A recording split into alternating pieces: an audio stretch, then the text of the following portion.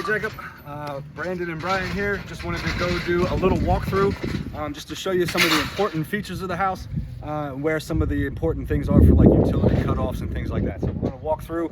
I wanted to try to get this done before they start getting the drywall up, because then once the drywall's up, you kind of can't see what's inside the walls. So we're going to start on the outside. We're going to go around. There are some drain pipes in the front. These will be cut down so they sit flush with the grass, but this is how the water company can come in and flush out any of the drains if you do get a clog or something like that. We do have a drain box. This box is an electric transformer, so all of your electric lines are run underground here. We don't do any street poles with wires hanging. Everything's underground, and then the transformer basically steps down that voltage, so that will power your house and your neighbor's house, okay? On the outside, there will be a light above the garage, so we do have an electric box. Right here we have where one of your hose bibs is going to be, so there's going to be a hose faucet here where you can connect the hose, and then this one will reach the front yard, where it will reach back to this side. There is a chase tube here, so there's going to be a weatherproof box here, and then this tube will get cut back. But this is essentially a chase tube for any of your internet utilities or cable or phone wires or anything that needs to get run into the house. There's going to be a preset box there, so that way the guys can use the pull cord and they can pull their wires in, and they don't actually have to drill any more. Drill any extra holes or anything like that in the siding, so that you don't have waterproofing issues when they do that. Here we have your electric meter panel, so when the time comes, the electric company will come out and they'll set a meter on here and we'll get power onto the house. But this is where the electric company will come and they'll read your meter each month to send you a bill. Everybody loves an electric bill. Just behind that, on the garage, outside of the garage wall, we do have some wiring and some pipes sticking out here. So we have a cold water line, and your tankless water heater is going to be mounted just above that. So gas will go in and it will feed, and cold water will also go up into there. And then the gas will burn and it will heat the hot water, and it is continuous and it never runs out. So it is a tankless unit. So as long as there's hot water on somewhere in the house, you'll always have hot water that will come back out and go into this line and go into the house, and I'll show you that once we get inside of the garage, but that's where your hot water heater is going to be. Right in this area we have a couple things going on. We have a gas line that's sticking out of the house, so this is the main gas stub out for the house. So there will be there is underground gas lines that come in there for natural gas that get piped into the house. Run your stove, the heat for your furnace, and also for your hot water. So we have that. So there will be a gas meter here as well, and then there's another plumbing pipe, which is for flushing things out if you do get a clog or something like that underneath the house. That will also get cut down once they put the grass in. They cut those. In this area here, we have where your HVAC condenser is going to be. So we got a couple things going on here. There is part of the central air conditioning unit is inside the house. It creates condensation, and that will come out of this drip line here. So when your air conditioner is running, you will see water drip out here fairly regularly. There is an electric disconnect, so there's a disconnect for the big fan box. There's going to be an air conditioning condenser that will sit here. It's kind of like the big square thing with the fan, and it's kind of like a radiator for your car. But this is the outside portion of your air conditioning system. So that will sit here, all these pipes and electric will connect to it, and there will be a shut off there for that. So you'll see that big square there. A little bit later on in the process, we install those. We do have some vents up on the side of the house as well. So those have flapper doors on them, so that when you turn the bath fans on, those doors open so that you can get that humid air out of the house. But when the fans turn off, they close, so that way you don't have to worry about blowing goods.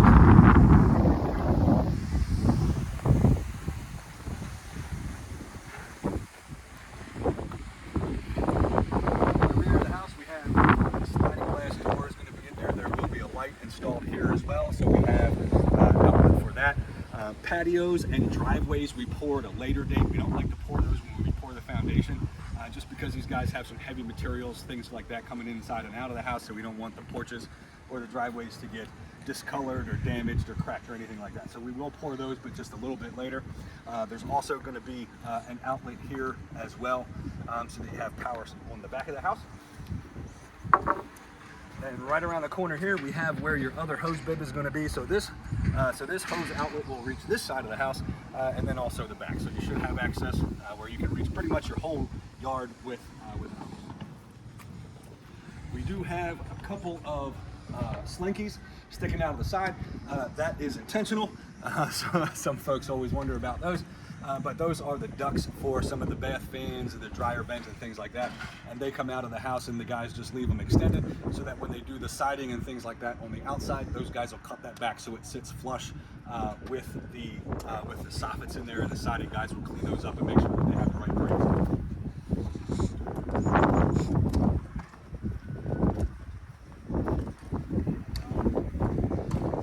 Front of the house, on the porch, another outlet here as well, so you will have power on the front porch and also on the rear patio. And we're going to sneak right on into the garage area. One of the main things, most of the utility features are going to be in the garage, things that you need to be aware of. This one right here is your main water shutoff. This, of course, going this way is telling me that their water is shut off there, and if you turn it so that it is in line with the pipe, that means water can flow into the house. But this is where your main water shutoff is going to be. There's not too much else on this wall here. I know it's a little tough. They already delivered drywall. I tried to do this before the drywall gets here, but everything seems to be on schedule or ahead, so that's a good thing. Here we can see in the garage, I always like to show folks this particular wall where we have a lot of those utilities that we looked at on the outside of the house. We have some lines for that tankless water heater. So we have the gas line, and we have the hot and cold water lines run vertical up and down there. And then also where we have that meter panel on the outside of the wall, we have your breaker panel on the inside, and there's a lot of wiring that goes in and out there. The bubble box for your internet, we have that chase tube here, and then also we have that water line for the hose bib and the plumbing stuff out on the other side. So there is a lot going on in this wall. So a lot of folks want to hang some things, shelving, cabinets, things like that in the garage wall. So make sure you get a good view of this one, or try to avoid this wall if possible. Just because there is a lot in there, you don't want to hit an electric line or a water line with a screw. This wall has solid plywood all throughout, and it also had drywall over top, so you have a really good solid foundation to get cabinetry or shelving or anything on the back wall. I just try to stay away from the utility wall if at all possible. All right. Moving into the house, you're going to have your dryer set up here, so all that stuff will get a box in there, but we'll have a dryer there. And then we have your washer hookup as well, so there will be hot and cold water for the wash machine and for the dryer. Moving on into the kitchen area, there will be electric on each side of the island, so we have some wire coiled up there, but there will be electric on each side. There's also going to be some electric underneath where the sink is that will power your dishwasher and also the garbage disposal.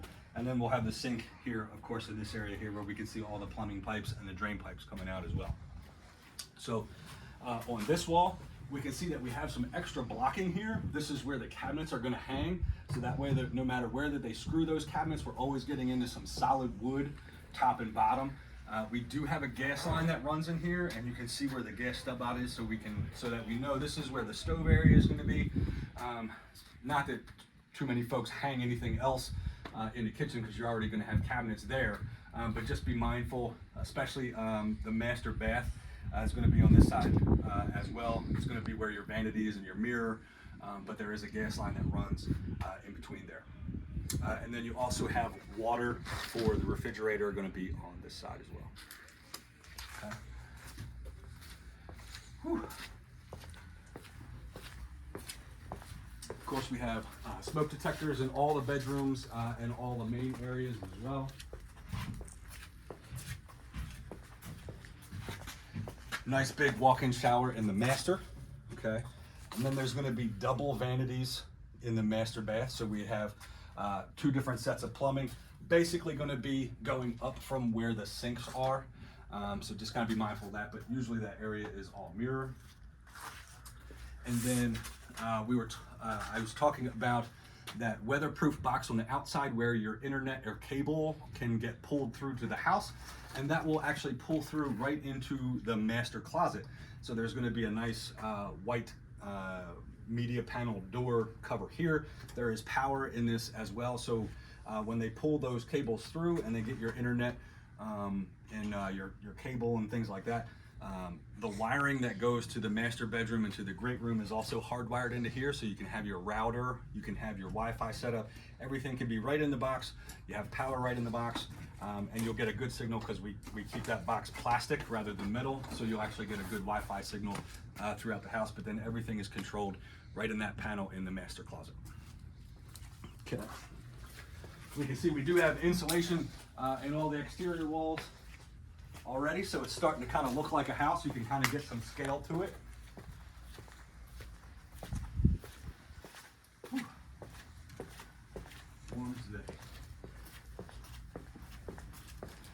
Already delivered some material. We do have a little powder room in the foyer area and underneath the stairs. So we'll have toilet in on this side. We do have a little bit of plumbing in this wall where we will have the vanity on this side, so there is some plumbing in that wall as well.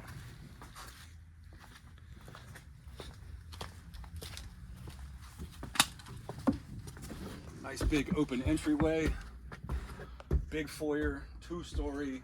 We got the triple windows on this one, so letting in a lot of light, which is awesome.